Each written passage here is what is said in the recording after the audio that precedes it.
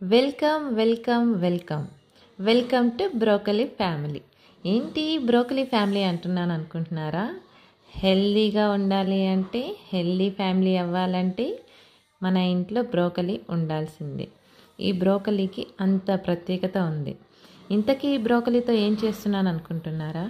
ఏం చేయట్లేదండి. బ్రోకలీని ఎలా కట్ చేయాలి, హౌ టు మేక్ కటింగ్ అనేది మాత్రమే ఈ వీడియోలో చూపిస్తున్నాను అన్నమాట.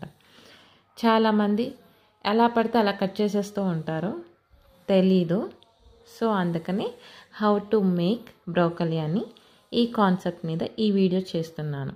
అలాగే ఈ బ్రోకలీ వల్ల కూడా ఎలాంటి యూస్ఫుల్ బెనిఫిట్స్ ఉన్నాయి అనేది కూడా మీతో షేర్ చేసుకోవాలనుకుంటున్నాను.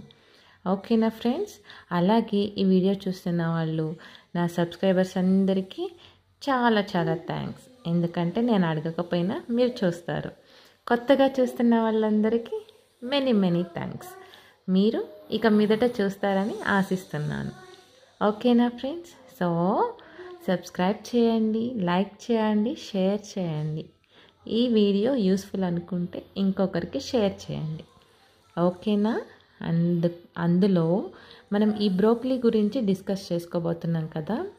ఈ బ్రోకలీ అనేది చాలా చాలా హెల్దీ వెజిటేబుల్.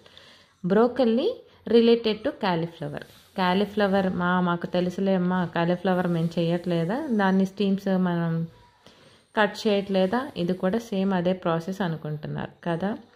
సేమ్ అదే ప్రాసెస్. అయితే మనం ఈ కటింగ్ ప్రాసెస్ అనేదే కాకుండా ఈ బ్రోకలీ వల్ల యూజెస్ కూడా తెలుసుకుందాం.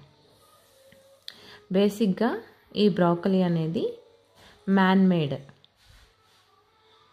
కల్టివేట్ అన్నమాట. ఎందుకంటే ఇది డైరెక్ట్గా భూమి మీద అన్ని వనరుల్లాగా వచ్చింది కాదు. కాలీఫ్లవర్ ఫ్యామిలీకి చెందింది.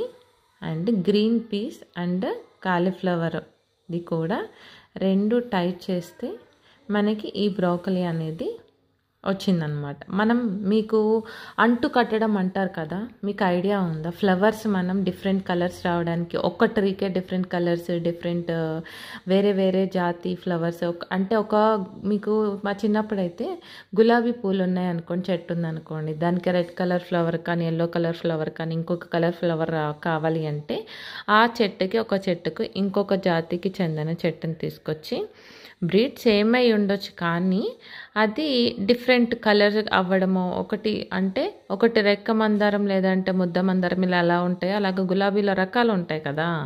సో అలాగా వేరే కొమ్మ తీసుకొచ్చి ఇంకొక కొమ్మకి అంటు కట్టేవాళ్ళు. అది క్రమేపీ ఆ మొక్కలో కలిసిపోయి మనకి ఒకే చెట్టులా కనిపిస్తుంది, కలర్ఫుల్గా కనిపిస్తుంది. ఒక్క ట్రీకి ఇన్ని కలర్స్ ఎలా వచ్చాయి అన్న మనం ఎలా అయితే ఎగ్జైట్మెంట్తో చూస్తామో అలాగే ఇది కూడా మ్యాన్ మేడ్ అన్నమాట. ఒక మనిషి పుట్టించింది. అంటే ప్రతిదీ కూడా దేవుడిచ్చింది అని వేదాంతం చెప్పొద్దు, మళ్ళీ నాకు క్లాసులు పీకొద్దు మీరంతా. దేవుడిచ్చిన ప్రతిదీ అది నేను ఒప్పుకుంటాను. ఇప్పుడు మీరు నాకు లెక్చర్ ఇవ్వద్దు, క్లాసులు ఇవ్వద్దు. ఎందుకంటే బుక్లో ఏది ఉందో అదే రాస్తేనే ఎగ్జామ్లో మనకి పాస్ మార్క్స్ ఇస్తారు. అలాగే గూగుల్ తల్లి కానీ, శాస్త్రవేత్తలు కానీ, ఇంకొకళ్ళు కానీ ప్రతి ఒక్కరు చెప్పింది this is a man made vegetable అని. సో అందుకని మ్యాన్ మేడ్ అని చెప్తున్నాను. ఆ మనిషిని పుట్టించింది దేవుడే కదా. సో అలా మీరు ఫిక్స్ అయిపోండి. ఇప్పుడు నాకు మళ్ళీ క్లాసులు పీకొద్దు, ఓకేనా? ఇంకొకటి, దీని స్టెమ్స్ ఉన్నాయి కదా, కాడలు వేస్ట్ అవ్వవండి. చక్కగా దానిపైన ఉన్న గ్రీన్ కలర్ సాఫ్ట్ పొరని తీసేసి అవి కూడా చక్కగా చిన్న పీసెస్ లాగా కట్ చేసుకొని యూస్ చేసుకోవచ్చు.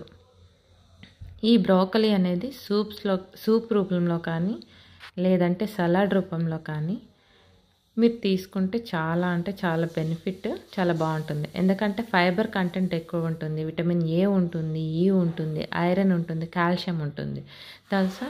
సో మనం డైలీ బ్రోకలీ తీసుకోవడం వల్ల సూప్ కానీ లేదంటే సలాడ్ రూపంలో కానీ జస్ట్ స్నాక్ ఐటమ్గా కానీ మనం ఇది ప్రిపేర్ చేసుకుంటే చాలా టేస్టీగా ఉంటుంది. పన్నీర్ విత్ బ్రోకలీ చేసుకోవచ్చు. అలాగే ఇంకా వేరే ఏ ఐటమ్స్లోనైనా మనం మిక్స్ చేసుకోవచ్చు. క్యారెట్ యూస్ చేసుకోవచ్చు, టొమాటో యూస్ చేసుకోవచ్చు, ఇవన్నీ మిక్స్ చేసుకొని. కానీ ఎప్పుడైనా బ్రోకలీ అనేది 70 to 80% మీడియంలోనే కుక్ చేసుకోవాలి. అప్పుడే బాగుంటుంది తినడానికి.